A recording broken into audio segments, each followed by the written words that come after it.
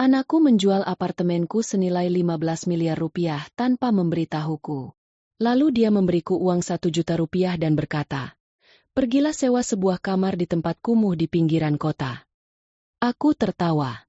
Dia tidak tahu apa yang sudah kulakukan beberapa hari sebelumnya. Sebelum mulai jangan lupa untuk menekan tombol like dan subscribe. Ikuti ceritaku sampai akhir dan komen dari mana kota tempat sahabat menonton agar aku bisa tahu sejauh mana ceritaku telah sampai. Namaku Anindya Maheswari. Usia 67 tahun. Hampir setengah abad terakhir, aku tinggal di sebuah apartemen tua bergaya Art Deco di kawasan Menteng, Jakarta Pusat. Bangunan ini sudah ada sejak zaman Belanda. Dindingnya tebal, jendela-jendela kayu dengan cat putih yang mulai pudar, dan langit-langit tinggi dengan list timbul yang dulu disebut orang, plafon mahkota. Lantainya dari kayu jati asli yang mengeluarkan aroma lembut ketika hujan datang. Dari balkon, aku bisa melihat pepohonan besar di Taman Suropati, dan mendengar suara burung yang masih bertahan di tengah hiruk-pikuk kota. Tempat ini bukan hanya tempat tinggal, melainkan bagian dari hidupku, saksi dari semua tawa, tangis, dan cerita yang pernah terjadi. Tahun 1982, almarhum suamiku, Raka Santoso, dan aku membeli unit ini dengan harga 100 juta rupiah. Waktu itu, angka itu sudah terasa besar, tapi kami rela menguras tabungan dan meminjam sedikit dari kerabat demi memiliki rumah impian. Sekarang, kata orang, apartemen ini nilainya sudah lebih dari 15 miliar rupiah. Bagi banyak orang, ini adalah harta yang menggiurkan. Bagiku, ini adalah benteng, satu-satunya tempat yang membuatku merasa aman. Disinilah aku membesarkan anakku, Satya Pramudita, satu-satunya buah hati kami. Satya kini berusia 42 tahun, tinggal di Depok bersama istrinya, Melani Surya, dan kedua anak kembar mereka, Alia dan Citra, yang baru menginjak 15 tahun. Satya bekerja di perusahaan investasi, gajinya lumayan, tapi istrinya punya selera yang tak pernah bisa dipuaskan. Melani tipe perempuan yang mengukur kasih sayang dari besar kecilnya batu permata di cincin, dan dari jumlah benang halus di spray yang mereka pakai. Aku tidak pernah terlalu dekat dengannya. Ada sesuatu di balik senyumannya yang membuatku waspada, senyum yang tak pernah sampai ke mata.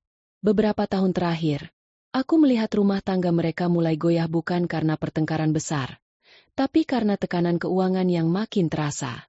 Sekitar 5 tahun lalu, Satya mulai meminjam uang dariku. Awalnya hanya 5 juta, kadang 3 juta. Selalu dengan alasan yang terdengar masuk akal. Motor rusak, biaya les anak, atau urusan pekerjaan. Aku memberikannya tanpa banyak bertanya, karena aku ibunya. Begitu pikirku. Itulah kelemahan seorang ibu, terus-menerus mengalah untuk anaknya. Tapi kebiasaan itu seperti penyakit yang tak bisa dihentikan. Pinjaman makin besar, makin sering. Tahun lalu saja, total yang kuberikan mencapai hampir 400 juta rupiah. Satya selalu berjanji akan mengembalikannya. Katanya ada bonus dari kantor atau proyek yang hampir selesai. Nyatanya, janji itu hanya janji. Setiap kali aku mengulurkan bantuan, Melani akan mengirim pesan panjang lewat WhatsApp. Bunda Anin, Bunda memang malaikat bagi keluarga kami. Kami beruntung sekali punya Bunda. Kata-kata manis itu lama-lama terasa seperti formalitas. Seperti ucapan terima kasih ke teller bank setelah mengambil uang tunai. Aku mulai merasa bukan lagi ibu bagi mereka, melainkan ATM dengan napas. Apartemen ini mulai menjadi topik sensitif di meja makan keluarga. Satya kerap melontarkan komentar, seakan-akan tak disengaja. Bunda, ini apartemen besar sekali untuk Bunda sendiri. Bayar iuran bulanan kan mahal. Loh, kalau dijual, Bunda bisa tinggal di tempat yang lebih praktis. Melani selalu mengangguk, ikut menambahkan saran seperti, Bunda bisa pindah ke apartemen di Cibubur atau mungkin rumah di Bogor. Lebih tenang, lebih sehat udaranya. Mereka selalu membungkus saran itu dengan nada prihatin. Tapi aku tahu apa yang sebenarnya mereka pikirkan. Di mata mereka, aku adalah janda tua dengan aset miliaran yang sedang menunggu giliran untuk mati. Aku masih sehat, pikiranku masih tajam. Aku belum punya niat meninggalkan rumah ini.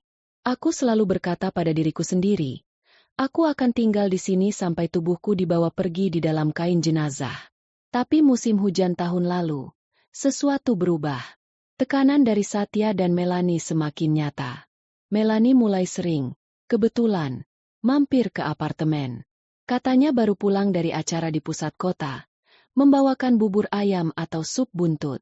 Di sela-sela obrolan, ia berjalan mengitari ruangan, matanya menelusuri lemari, pajangan, bahkan buku-buku di rak. Sesekali, ia berkomentar soal lemari warisan ibuku atau peralatan makan dari porselen yang kuturunkan dari almarhum nenek. Bunda, sayang sekali kalau nanti barang-barang ini cuma disimpan di gudang, ujarnya, seolah sedang membicarakan masa depanku tanpa aku di dalamnya. Satya pun mulai khawatir tentang keamananku. Katanya aku sudah terlalu tua untuk tinggal sendirian. Katanya tangga di lobi berbahaya. Urusan listrik dan pipa air terlalu rumit untukku. Ia bahkan menyarankan agar aku memberikan kuasa penuh padanya untuk mengurus semua urusan keuangan. Jika sewaktu-waktu Bunda kenapa-kenapa. Alasannya, banyak orang tua yang menjadi korban penipuan. Aku hanya tersenyum setiap kali ia berbicara seperti itu. Sambil mengingat bahwa satu-satunya orang yang pernah menguras tabunganku adalah anakku sendiri. 3 bulan lalu, Melanie mulai membawa brosur rumah lansia dan apartemen kecil di berbagai daerah sekitar Jakarta. Ia menaruhnya di meja ruang tamu, membukanya di halaman yang memamerkan foto-foto fasilitas seperti ruang senam lansia atau taman bunga mini. Ia membicarakan seolah itu demi kesehatanku. Tapi aku tahu, di balik semua itu hanyalah keserakahan. Puncaknya datang pada suatu malam Selasa. Satya menelepon dengan suara terburu-buru, hampir putus asa. Katanya, mertua perempuannya butuh perawatan mahal di rumah sakit swasta. Kantornya sedang merumahkan pegawai. Alia dan Citra harus ikut kursus persiapan ujian masuk SMA unggulan. Ia butuh uang, 500 juta rupiah, dan harus segera. Saat aku terdiam mencoba memahami, nadanya berubah tajam. Ia menuduhku egois, menumpuk uang sementara keluarga sendiri kesusahan. Katanya aku terjebak masa lalu, mempertahankan apartemen besar sendirian sementara mereka harus berjuang. Ucapan itu seperti tamparan dingin. Bukan karena jumlah uangnya, tapi karena nada suaranya. Datar, penuh hak seakan-akan semua yang kumiliki memang miliknya. Aku memberinya uang itu. Tapi setelah telepon ditutup, aku duduk diam di ruang tamu berjam-jam. Bukan sedih, bukan marah. Yang kurasakan adalah kesadaran yang sangat jernih. Aku bukan lagi ibunya di matanya. Aku hanyalah sumber daya yang harus diatur dan pada akhirnya dikuras habis. Dan saat itu, tanpa berkata pada siapapun, aku memutuskan, kalau mereka ingin memusnahkanku dari hidupku sendiri, aku akan memastikan mereka menyesali keputusan itu.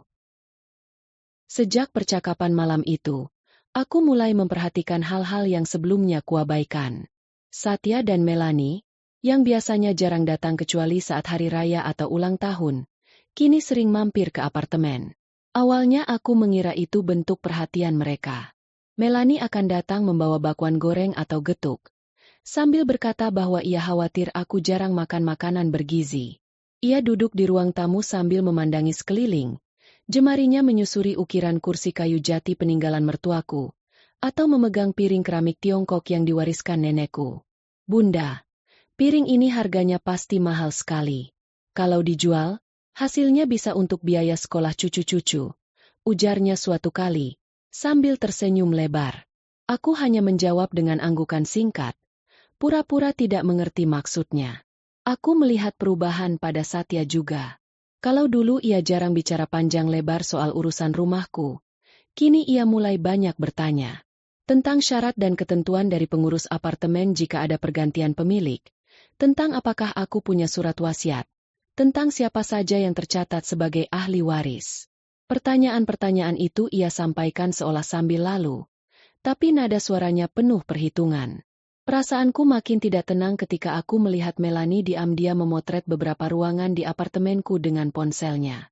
Awalnya ia beralasan ingin mengirim foto kepada Alia dan Citra karena kangen rumah neneknya. Tapi saat kulihat hasil potret yang sempat terbuka di layarnya, sudut-sudut foto itu terlalu rapi, terlalu terfokus pada perabot dan tata ruang, seperti foto untuk penjualan properti. Malamnya aku tidak bisa tidur. Sambil mendengarkan suara hujan di luar jendela, aku mencoba merangkai semua kejadian. Kunjungan yang semakin sering, tatapan penuh hitungan pada barang-barangku, pertanyaan soal wasiat dan syarat jual beli. Semuanya mengarah pada satu hal yang membuat darahku dingin. Mereka sedang menyusun rencana untuk mengambil apartemen ini dariku. Pagi berikutnya aku menghubungi seorang teman lama, Rahayu, yang sekarang bekerja di kantor hukum. Aku menceritakan semua kecurigaanku. Rahayu hanya diam sejenak sebelum berkata, "Kalau dugaanmu benar, mereka bisa menggunakan jalur hukum untuk memaksa. Apalagi kalau mereka mengklaim Bunda sudah tidak mampu mengurus diri sendiri." Kata-kata itu menusuk seperti jarum. Rahayu lalu memperkenalkan aku kepada seseorang yang katanya bisa dipercaya. Seorang detektif swasta bernama Ratih Prameswari. Usianya sekitar 50-an. Sorot matanya tajam dan tatapannya tidak mudah dibohongi. Saat kami bertemu di sebuah warung kopi kecil dekat stasiun Gondangdia, ia mendengarkan ceritaku tanpa menyela. Setelah aku selesai, ia berkata pelan namun tegas, "Kalau memang benar mereka punya niat buruk, kita harus punya bukti. Bukan hanya prasangka." Ratih menjelaskan bahwa ia bisa memasang peralatan perekam suara dan kamera kecil di beberapa titik di apartemen. Alat itu akan merekam semua pembicaraan dan tindakan yang terjadi saat aku tidak berada di ruangan. Bahkan saat aku ada di situ tapi berpura-pura tidak mendengar. Aku sempat ragu. Rasanya seperti mengintai keluarga sendiri. Tapi saat mengingat tatapan Melanie pada lemari kayu warisan keluargaku, keraguanku hilang. Aku menyetujui rencana itu. Pemasangan dilakukan 2 hari kemudian. Ratih datang membawa tas besar berisi peralatan.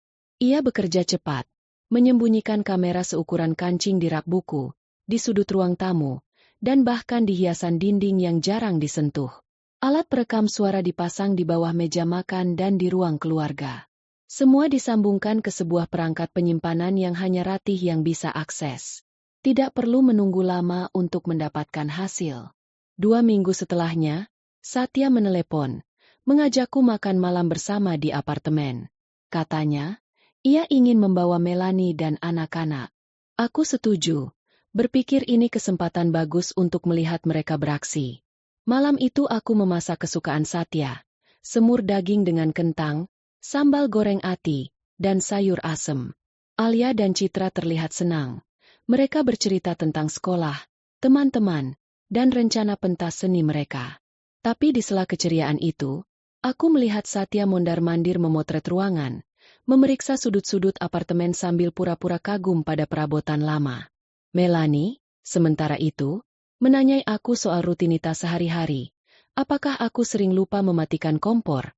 Apakah aku pernah kesulitan mengingat jadwal minum obat?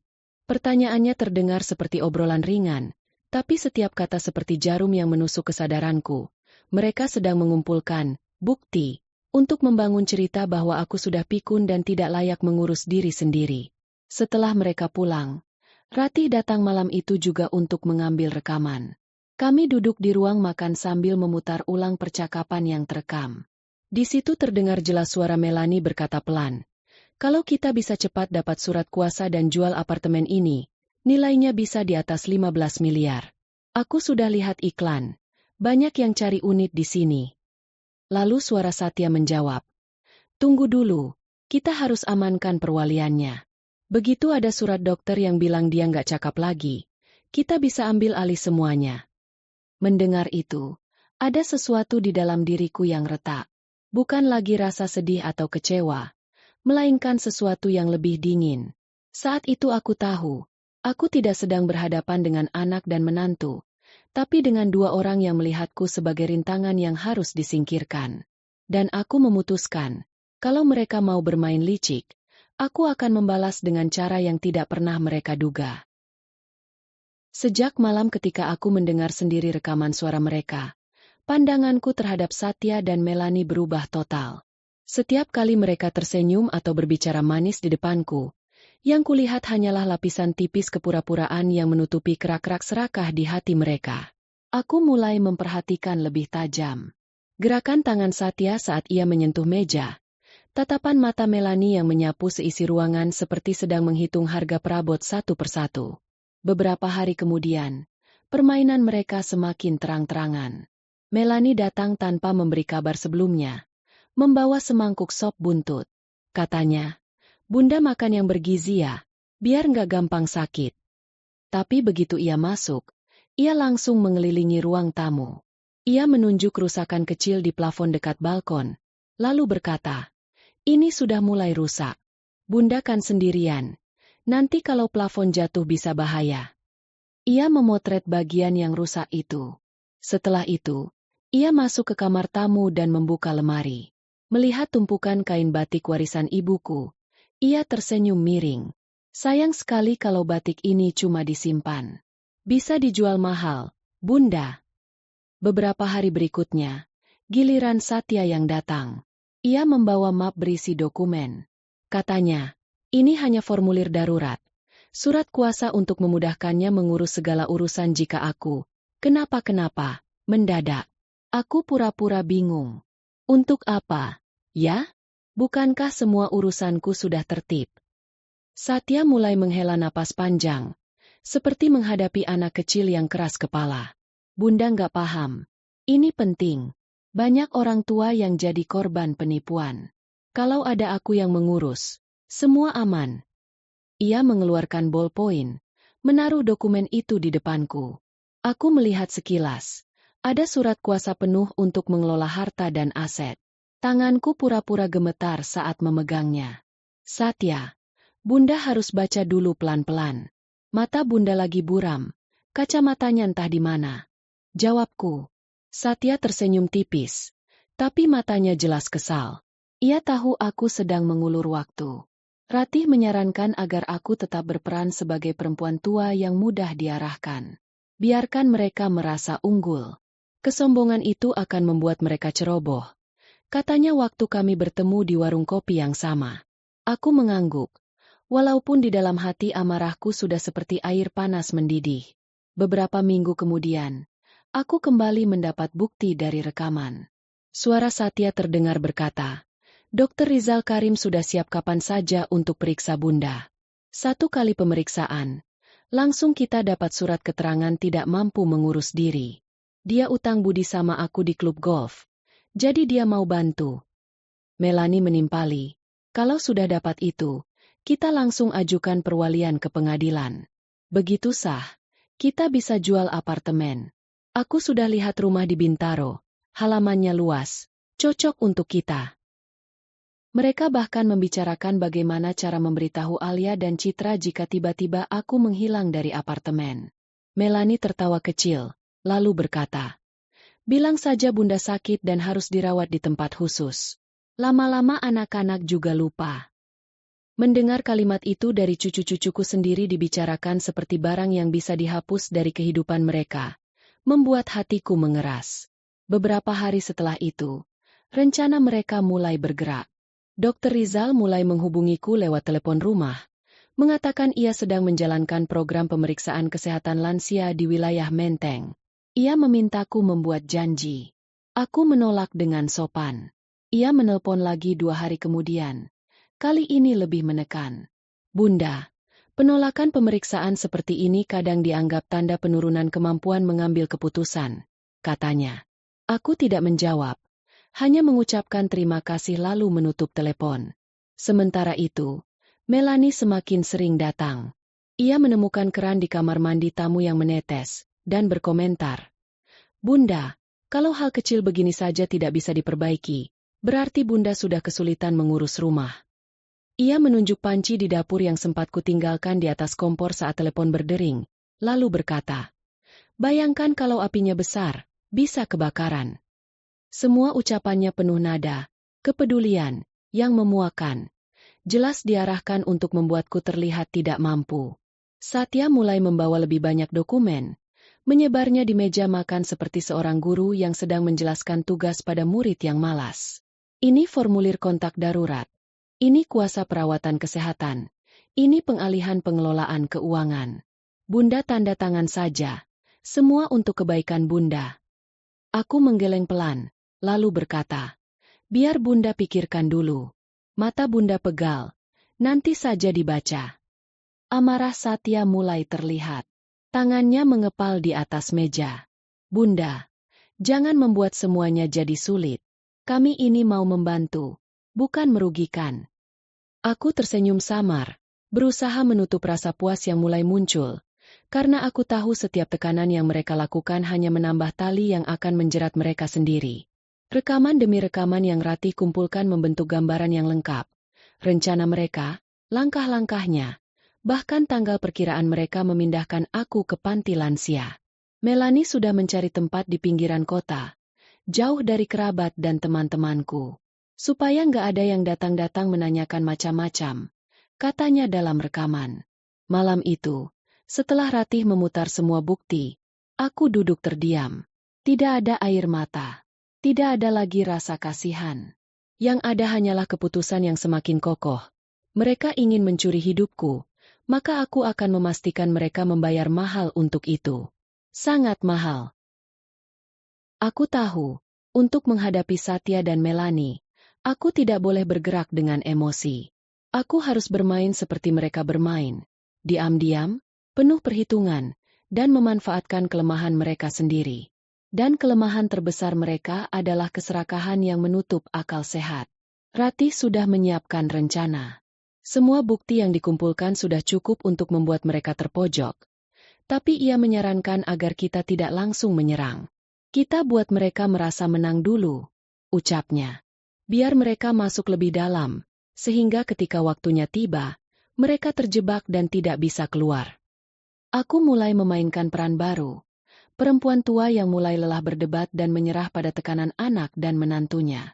Setiap kali mereka datang, aku tidak lagi menolak mentah-mentah. Aku mengangguk saat Melani membicarakan betapa nyamannya tinggal di tempat khusus lansia.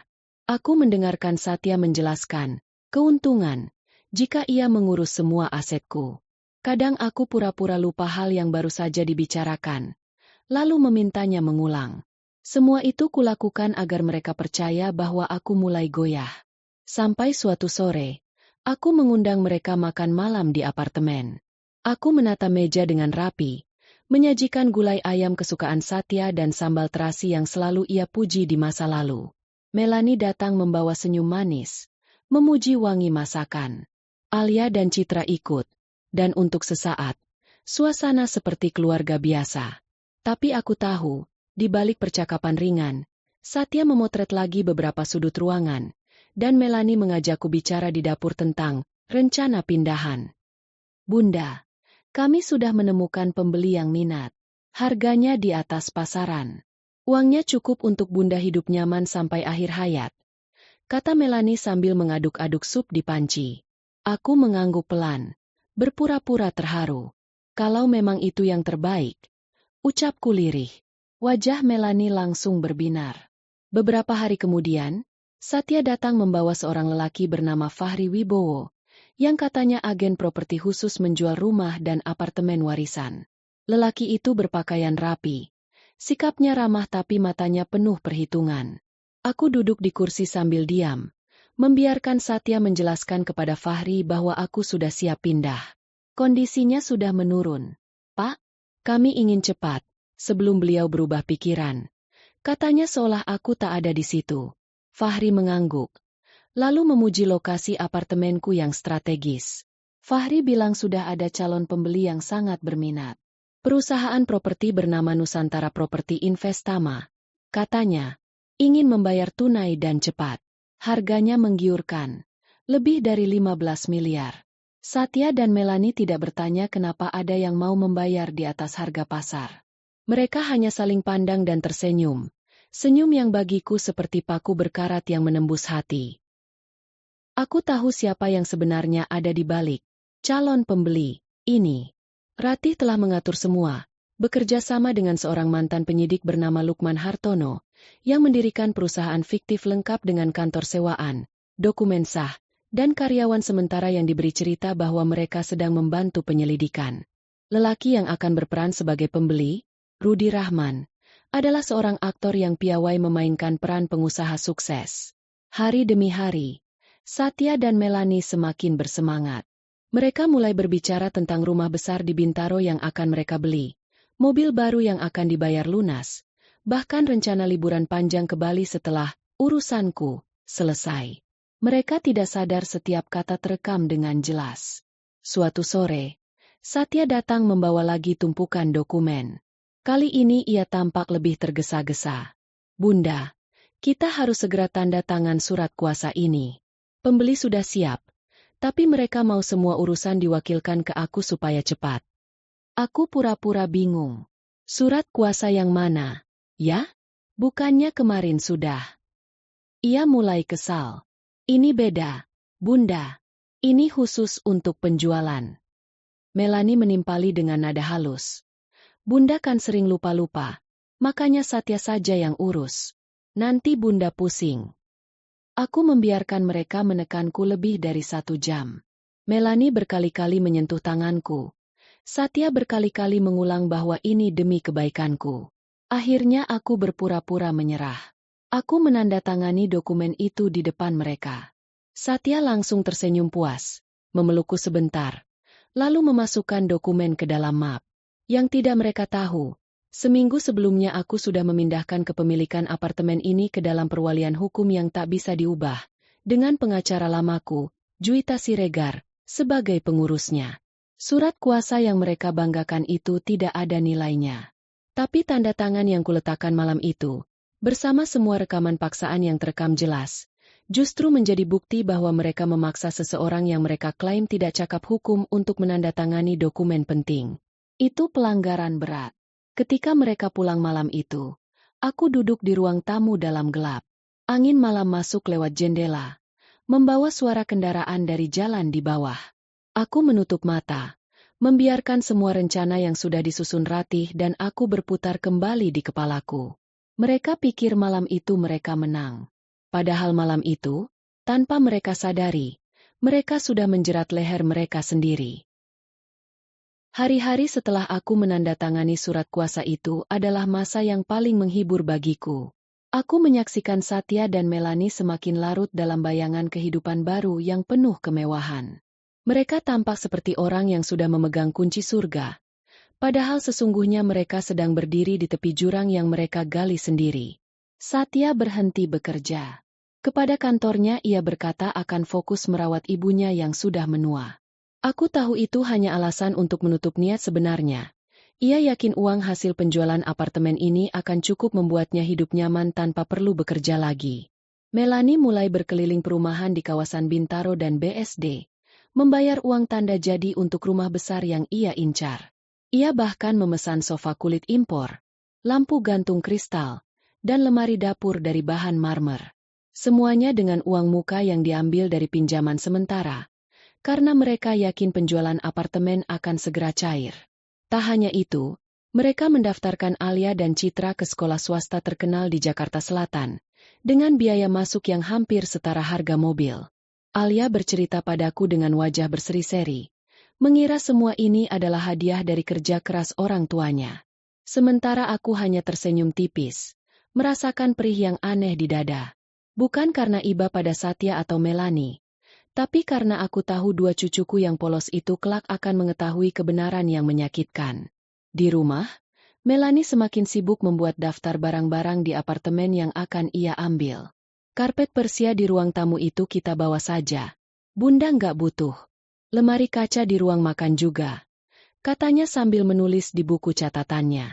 Satya menyetujui, bahkan membicarakan di depanku barang mana yang akan dijual dan mana yang akan dibuang.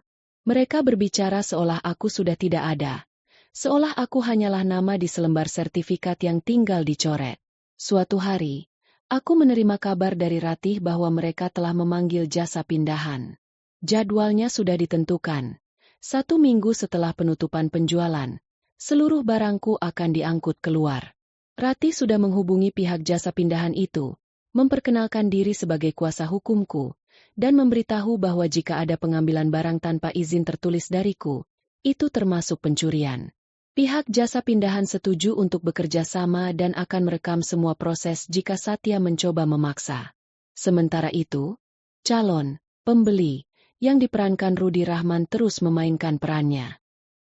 Ia datang meninjau apartemen 2 kali lagi, memuji tata letak ruangan, bertanya detail soal peraturan pengelola gedung, dan selalu membawa pengacaranya untuk membuat semuanya terlihat resmi. Fahri Wibowo, sang agen, semakin bersemangat. Ia mulai menghitung-hitung komisi yang akan ia dapatkan, bahkan bercerita pada Satya tentang rencana membeli mobil baru dari uang tersebut. Dalam sebuah rekaman, Satya terdengar tertawa bersama Fahri dan Melani, membicarakan betapa mudahnya mengurus orang tua yang dianggap pikun. Kalau sudah pegang surat kuasa, semua bisa diatur. Dia nggak akan sempat sadar apa yang terjadi, kata Satya sambil terkekeh. Melani menimpali. Yang penting kita cepat pindahkan dia ke tempat lansia. Di sana nggak ada yang ikut campur. Kata-kata itu membuat darahku berdesir, tapi juga semakin meneguhkan tekadku. Ratih menyarankan agar kita membiarkan semua rencana mereka berjalan sampai ke tahap terakhir, agar jerat hukumnya semakin kuat. Semakin banyak langkah yang mereka ambil, semakin sulit mereka mengelak. Biarkan mereka sibuk merangkai masa depan yang mereka pikir akan datang. Semakin mereka percaya semua ini pasti berhasil, semakin keras jatuhnya nanti, kata Ratih dengan senyum tipis. Hari demi hari, aku tetap memerankan perempuan tua yang penurut. Melani mengajakku berkeliling ke beberapa panti lansia di Depok dan Bogor, menunjukkan fasilitas seperti taman kecil dan ruang baca. Aku mengangguk-angguk, sesekali mengeluh soal betapa lelahnya mengurus rumah besar sendirian. Aku bahkan pura-pura menatap sekeliling panti dengan tatapan yang ia kira penuh pertimbangan. Padahal, dalam hati, aku sedang menghitung waktu sampai semua topeng mereka runtuh. Satya semakin berani. Ia mulai berbicara di depan Alia dan Citra bahwa nenek akan tinggal di tempat yang lebih aman dan nyaman. Ia bahkan pernah berkata sambil tersenyum, nanti kalau apartemen nenek laku, kita bisa liburan ke Lombok atau bahkan ke luar negeri.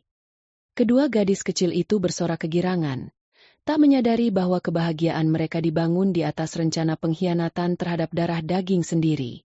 Aku tidur nyenyak setiap malam, bukan karena merasa aman, tapi karena aku tahu setiap langkah mereka sudah terekam, setiap kata sudah menjadi bukti, dan setiap rencana yang mereka jalankan justru membawa mereka semakin dekat pada kehancuran. Dan aku, dari balik peranku yang rapuh, akan menjadi saksi sekaligus dalang dari kejatuhan itu. Hari itu udara Jakarta panas dan lengket. Bahkan dari dalam apartemenku yang sudah dinyalakan pendingin udara sejak pagi. Aku duduk di kursi rotan dekat jendela, memandangi jalanan yang padat, ketika Satya datang dengan langkah cepat. Wajahnya penuh semangat. Di tangannya ada map coklat tebal. Melani menyusul di belakang, membawa tas besar yang selalu penuh kertas dan catatan. Bunda, kata Satya sambil duduk di kursi tamu tanpa basa-basi. Semua sudah beres. Pembeli tinggal menunggu tanda tangan di kantor notaris. Kalau kita setuju, minggu depan transaksi selesai. Uangnya masuk, dan Bunda langsung pindah ke tempat yang kita sudah pilih kemarin. Aku menatapnya lama, seolah mencoba mencerna ucapannya. Minggu depan? Tanyaku pelan. Melani langsung mengangguk. Wajahnya cerah. Iya, Bunda. Kita sudah atur semuanya. Bahkan panti lansia di Depok itu sudah siap menerima Bunda. Kamar sudut. Ada jendela besar. Banyak pohon di luar. Bunda pasti betah. Aku pura-pura tersenyum.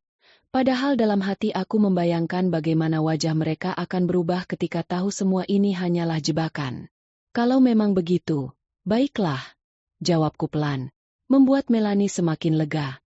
Mereka mulai membicarakan rincian tentang jadwal pengangkutan barang, soal kendaraan yang akan mengantarku ke panti, bahkan tentang siapa yang akan mengurus apartemen setelah pembeli resmi memilikinya. Aku hanya duduk diam, mendengarkan. Kadang aku mengangguk, kadang menghela napas, membuat mereka yakin aku sudah menerima nasib. Di luar sepengetahuan mereka, setiap pertemuan itu selalu direkam. Ratih sudah menyiapkan alat kecil yang diselipkan di sudut rak buku. Bahkan jika mereka berbicara pelan, suaranya tetap jelas terekam. Semua pembicaraan hari ini, tentang bagaimana mereka akan memindahkanku, menjual barang-barangku, dan mengatur keuangan hasil penjualan, akan menjadi bagian dari bukti yang tak terbantahkan. Beberapa hari kemudian, aku diundang Satya untuk bertemu di kantor Fahri Wibowo. Mereka ingin aku melihat sendiri berkas penjualan. Kantor itu berada di ruko 3 lantai di daerah Tebet, dengan cat krem yang mulai kusam. Begitu masuk, aku disambut Fahri dengan senyum ramah yang palsu. Bu Anindya, senang sekali bisa bertemu lagi. Semua sudah siap, tinggal tanda tangan di sini. Ujarnya sambil menunjuk tumpukan kertas di meja. Aku duduk perlahan, membuka berkas itu satu persatu. Tentu saja semua sudah diatur rapih. Berkas itu terlihat resmi, tapi setiap pasalnya mengandung perangkap yang akan menjadi bumerang bagi Satya dan Melanie. Mereka tidak menyadari bahwa dokumen tersebut hanyalah salinan yang tak memiliki kekuatan hukum, namun cukup untuk membuktikan bahwa mereka memaksa aku menandatangani sesuatu yang mengalihkan seluruh hakku. Di ruang itu, Rudi Rahman hadir sebagai pembeli, mengenakan batik rapi dan membawa tas kerja.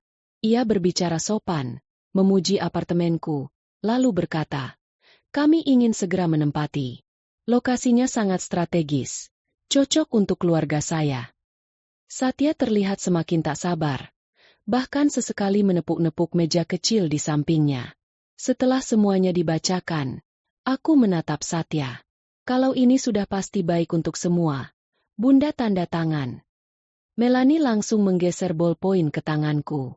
Tanganku sedikit bergetar, bukan karena gugup, tapi karena menahan tawa yang hampir pecah. Aku menandatangani di tempat yang mereka tunjuk. Satya mengembuskan napas lega, Melanie tersenyum puas, dan Fahri bertepuk tangan kecil. Setelah itu, mereka mengantarku pulang. Di perjalanan, Satya bercerita tentang mobil baru yang akan ia beli. Melanie mulai membicarakan pesta kecil untuk merayakan permulaan baru. Aku hanya duduk di kursi belakang, memandangi jalanan yang padat, sambil membayangkan waktu yang semakin dekat ketika semua rencana mereka hancur dalam sekejap. Malamnya, Ratih datang ke apartemen. Ia membawa berkas asli yang sudah kami amankan jauh sebelum pertemuan tadi. Mereka sudah masuk ke tahap terakhir, katanya sambil tersenyum. Begitu dana penjualan ini gagal masuk, dan semua bukti kita serahkan, pintu untuk mereka akan tertutup selamanya. Aku menatap Ratih lama, lalu mengangguk. Untuk pertama kalinya sejak semua ini dimulai, aku benar-benar merasa tenang. Karena aku tahu, langkah berikutnya adalah langkah yang akan mengakhiri semua pengkhianatan ini. Pagi itu matahari sudah tinggi ketika aku bangun. Udara terasa berat, seperti pertanda bahwa sesuatu akan terjadi. Dari balik tirai jendela, aku bisa melihat jalanan mulai ramai. Suara klakson bercampur dengan teriakan tukang sayur yang lewat. Aku duduk di kursi rotan sambil menyeruput teh hangat, mencoba menenangkan hati, walaupun di dalam dada ada degup yang tak bisa sepenuhnya kutahan. Hari ini adalah hari yang sudah mereka nantikan, sekaligus hari yang akan menutup semua langkah mereka. Sekitar pukul 9, Satya datang. Bajunya rapi, rambutnya disisir licin, dan wajahnya memancarkan keyakinan penuh. Melanie menyusul, memakai gaun warna merah tua dan membawa map besar. "Bunda sudah siap?" tanya Melanie sambil tersenyum manis. Aku mengangguk pelan. "Siap." Mereka mengajakku ke kantor notaris yang sudah disewa Fahri untuk menyelesaikan transaksi. Kantor itu berada di lantai 2 sebuah gedung perkantoran di Kuningan. Dari luar, semuanya tampak resmi. Ada papan nama berwarna emas di depan pintu, dan resepsionis yang menyambut ramah. Aku berjalan pelan, seolah benar-benar perempuan tua yang sedikit lelah. Sementara di belakangku Ratih dan Lukman mengamati dari jauh, menyamar sebagai klien lain yang sedang menunggu giliran. Di ruang pertemuan, Rudi sudah duduk rapi dengan wajah penuh senyum. "Selamat pagi, Bu Anindya." Sapanya sopan. Fahri berdiri di sampingnya, memperlihatkan tumpukan dokumen. Satya langsung memegang bahuku, membimbingku duduk di kursi. Melanie duduk di sebelahku, menatap setiap gerakanku. Bunda, ini hanya formalitas. Semua sudah kita atur, kata Satya sambil menunjuk halaman terakhir dokumen. Aku pura-pura membaca, mengangguk pelan, lalu menatap Rudi. Kalau memang ini sudah benar, kita lanjut saja, ucapku dengan suara serak. Bolpoin disodorkan ke tanganku.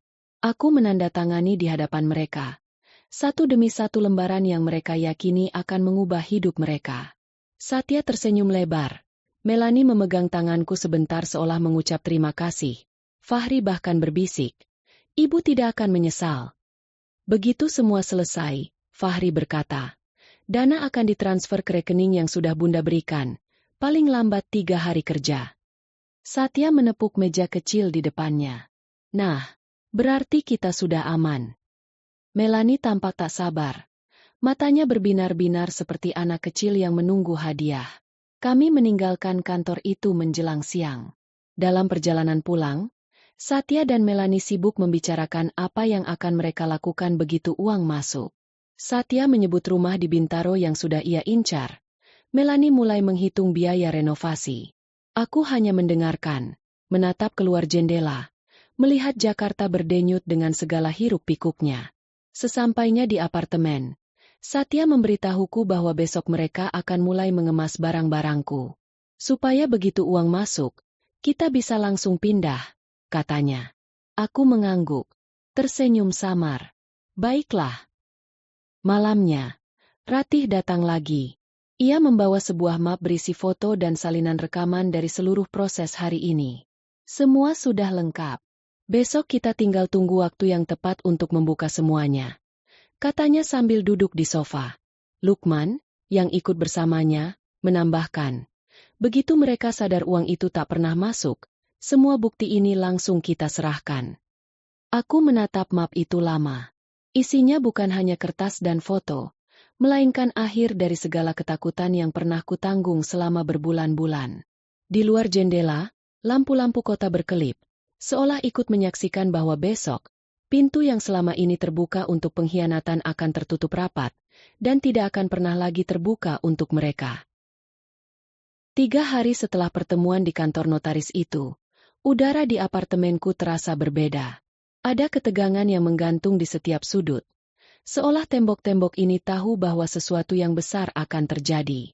Pagi itu, Satya datang dengan wajah yang tak lagi cerah. Melani berjalan di belakangnya, tanpa senyum, hanya menenteng ponsel di tangannya. Ada masalah, kata Satya tanpa basa-basi. Ia duduk di kursi tamu, meletakkan mapnya dengan keras.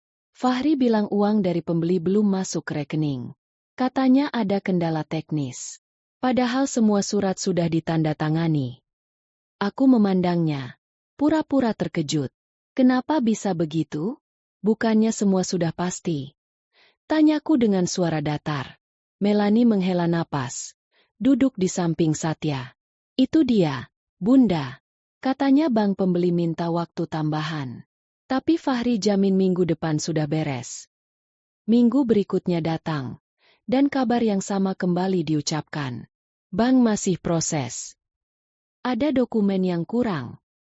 Notaris sedang mengurus legalisasi tambahan. Alasan demi alasan keluar dari mulut Fahri, yang disampaikan Satya kepadaku dengan nada mulai kesal. Melani mulai gelisah, terutama karena uang muka rumah di Bintaro sudah dibayarkan, dan penjual rumah itu mulai mendesak pelunasan. Sementara itu, aku tetap menjalani hari seperti biasa. Minum teh di pagi hari, menyiram tanaman di balkon, sesekali menonton berita di televisi. Tapi setiap malam, Ratih datang membawa kabar terbaru. Mereka mulai saling curiga, katanya suatu malam. Satya sudah menekan Fahri. Melani mulai mempertanyakan apakah Rudi benar-benar pembeli yang serius. Aku hanya tersenyum mendengar itu. Semua berjalan sesuai rencana. Semakin lama mereka menunggu uang yang tak pernah ada, semakin besar rasa panik yang tumbuh. Dan ketika rasa panik itu memuncak, barulah jerat akan menutup rapat. Beberapa hari kemudian, Satya datang sendirian. Wajahnya pucat, matanya merah seperti kurang tidur. Bunda, aku nggak ngerti lagi. Fahri sekarang susah dihubungi. Pembeli juga menghilang. Notaris bilang gak bisa berbuat apa-apa tanpa pihak pembeli. Melani marah besar. Bahkan sampai menuduh aku ceroboh. Aku menatapnya lama. Satya, mungkin memang bukan rezekimu. Tapi kalau semua ini, aku berhenti sejenak, membuatnya menatapku lebih dalam. Dari awal sudah salah caranya, maka yang datang pun bukan kebaikan. Satya menunduk, tidak menjawab. Tangannya menggenggam lutut. Rahangnya mengeras. Aku bisa merasakan benturan antara kesombongan yang dulu ia bawa dan rasa takut yang kini mulai menguasai. Sore itu, aku duduk sendirian di ruang tamu, menatap ponselku yang bergetar. Pesan dari Ratih masuk. Mereka akan pecah malam ini. Besok kita mulai. Aku menutup mata, menghela napas panjang. Semua penantian ini sebentar lagi selesai. Tidak ada lagi yang bisa mereka pegang. Tidak ada lagi janji yang bisa mereka tunggu. Benang yang selama ini mereka tarik sudah terlalu tegang. Dan malam ini akan putus. Pagi itu udara terasa lebih sejuk dari biasanya. Hujan semalam masih menyisakan aroma tanah basah yang masuk lewat jendela balkon. Aku duduk dengan secangkir teh panas ketika bel pintu apartemen berbunyi. Ratih datang bersama 2 orang polisi berpakaian preman. Wajahnya tegas, matanya tajam. Bu Anindya, waktunya. Katanya singkat. Tidak lama kemudian, Satya dan Melani muncul. Satya masih memakai kaos lusuh dan celana rumah. Rambutnya berantakan. Melani tampak muram. Wajahnya lelah seperti habis menangis. Bunda, Fahri hilang. Nomor teleponnya nggak aktif. Kantornya kosong. Seru Satya dengan suara setengah berteriak. Aku tidak menjawab. Ratih yang melangkah maju. Maaf, Pak Satya. Ibu Anindya sudah melaporkan semua tindakan Anda kepada pihak berwenang. Mulai dari pemalsuan dokumen, penyalahgunaan surat kuasa, sampai rencana memindahkan beliau ke panti tanpa persetujuan yang sah. Satya tertegun. Melani menatap Ratih dengan tatapan marah. Apa maksudnya ini? Suaranya bergetar. Polisi yang berdiri di belakang Ratih mengeluarkan surat resmi. Kami mendapat laporan dan bukti lengkap. Semua rekaman pembicaraan Anda, foto-foto pertemuan dengan Fahri, dan dokumen yang Anda paksa Ibu Anindya tanda tangani sudah ada di tangan kami. Satya mulai gemetar. Bunda yang ngatur ini semua? Tanyanya dengan suara lirih, seperti tidak percaya. Aku menatap matanya, menahan semua amarah dan luka yang sudah lama kupendam. Kamu anakku, Satya. Tapi darah dan hubungan keluarga tidak bisa jadi alasan untuk mengkhianati orang yang melahirkanmu. Kamu menggali lubangmu sendiri. Melani mencoba membela diri. Itu semua hanya salah paham. Kami cuma... Ratih memotong dengan suara dingin. Salah paham? Anda berdua bahkan sudah menyiapkan panti lansia, memesan jasa pindahan, dan menjual barang-barang di rumah ini tanpa izin sah. Semua terekam jelas. Polisi kemudian meminta Satya dan Melani ikut ke kantor untuk dimintai keterangan. Satya menunduk, tidak melawan. Melani masih mencoba berbicara, tapi suaranya tertelan oleh derap langkah aparat yang membawanya pergi. Setelah pintu menutup, apartemen terasa sangat sunyi. Ratih duduk di depanku, meletakkan map tebal di meja. Semua sudah selesai, Bu. Tidak ada lagi yang bisa mereka lakukan. Aku menghela napas panjang. Perasaan yang muncul bukan kemenangan, melainkan kelegaan yang berat. Bulan-bulan penuh tipu daya ini akhirnya berakhir. Tidak ada lagi wajah manis yang menyembunyikan pisau di balik punggung. Tidak ada lagi langkah kaki yang diam-diam mengukur jarak menuju kejatuhanku. Di luar, langit mulai cerah. Sinar matahari masuk ke ruang tamu, memantul di lantai marmer yang dingin. Untuk pertama kalinya sejak lama, aku merasa rumah ini benar-benar milikku lagi, bukan hanya di atas kertas, tapi juga dalam rasa aman yang kembali mengisi setiap sudutnya.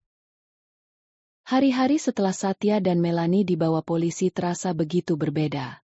Apartemen ini kini kembali hening, tanpa suara langkah tergesa atau bisikan-bisikan yang menyimpan maksud tersembunyi. Aku bisa berjalan dari ruang tamu ke balkon tanpa merasa ada mata yang mengawasi. Udara pagi masuk lewat celah jendela, membawa aroma hujan semalam dan suara burung yang jarang sekali kudengar sejak lama. Ratih masih sering datang, memastikan semua urusan hukumnya berjalan lancar. Bu Anindya tidak perlu khawatir. Prosesnya memang panjang, tapi semua bukti sudah sangat kuat. Mereka tidak akan bisa mengelak, katanya suatu siang sambil menyeruput kopi yang kubuatkan. Lukman kadang ikut datang, membawa kabar terbaru dari pihak penyidik. Meski semua berjalan baik, aku tak bisa memungkiri ada rasa perih di hatiku. Satya adalah anakku, darah dagingku sendiri. Aku membesarkannya dengan segala upaya setelah ayahnya, Raka, meninggal. Tapi entah sejak kapan hatinya berubah. Melihatku bukan lagi sebagai ibu yang harus dihormati, melainkan sebagai penghalang untuk mendapatkan kemewahan. Melanie, yang dulu kuanggap sebagai anak juga, ternyata tak kalah liciknya. Suatu sore, aku duduk di balkon menatap langit jingga. Ingatan tentang masa kecil Satya datang begitu jelas. Tawa renyahnya saat belajar naik sepeda. Wajahnya yang bangga saat menunjukkan nilai bagus di sekolah. Air mataku menetes. Bukan karena sedih melihat mereka mendapatkan balasan, tapi karena menyadari jarak yang sudah terlalu jauh untuk kembali didekatkan. Hidupku kini kembali sederhana. Aku mengurus tanaman di pot, menata ulang rak buku yang dulu sering mereka utak-atik, dan sesekali menerima kunjungan tetangga lama yang ingin tahu kabar. Beberapa dari mereka mengatakan aku beruntung bisa lolos dari niat jahat keluargaku sendiri. Aku hanya tersenyum. Tidak menjelaskan panjang lebar. Biarlah mereka tahu seperlunya saja. Pagi di minggu ketiga setelah semua itu, aku menerima kabar bahwa rekeningku sudah kembali aman. Semua aset atas namaku tidak bisa disentuh siapapun tanpa izinku. Ratih menyerahkan surat resmi yang menguatkan hal itu. Mulai sekarang, ibu benar-benar bebas, katanya. Malamnya, aku duduk sendirian di ruang tamu. Lampu temara menyinari meja kayu di depanku. Di sana ada foto lama.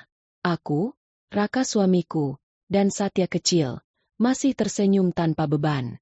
Foto itu kutatap lama. Lalu kusimpan kembali di laci. Hidup harus terus berjalan. Dan aku memilih menutup pintu masa lalu yang penuh luka ini. Di luar, Jakarta tetap sibuk seperti biasa. Tapi di dalam hatiku, untuk pertama kalinya sejak bertahun-tahun, aku merasakan ketenangan yang sesungguhnya. Tidak ada lagi bayang-bayang pengkhianatan. Tidak ada lagi ancaman yang bersembunyi di balik senyum. Hanya aku, rumahku, dan kebebasan yang kini benar-benar menjadi milikku.